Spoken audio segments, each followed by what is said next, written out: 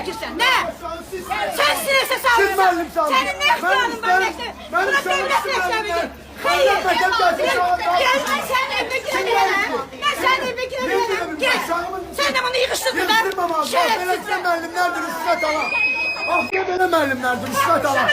Rüşvət koy. Mənim uşağım ölümdən qayıdır. Mənim uşağım ölümdən qayıdır. Ama sənin kimi, sənin kimi, sənin kimi, sənin kimisin. Ayırlaq geçsin. Sənin kimisi rüşvət almır mənim anam. Süy müəllimə. Şu anı ölüm üstüne çattırıblar. Ne baş verdi? Baş vermişik hüquqlarımızı tələb eləmə. Hüquqlarımızı bax beləsinə rüşvətxor müəllimlər tərəfindən.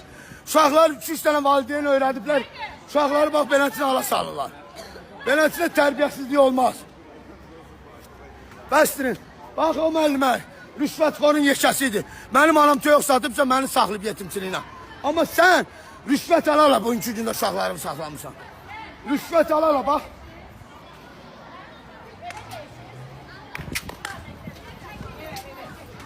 Rüşvət alala, rüşvət alala, uşağını saxlayıb. Bana o söz ki, toyuq satıb mənim mamam.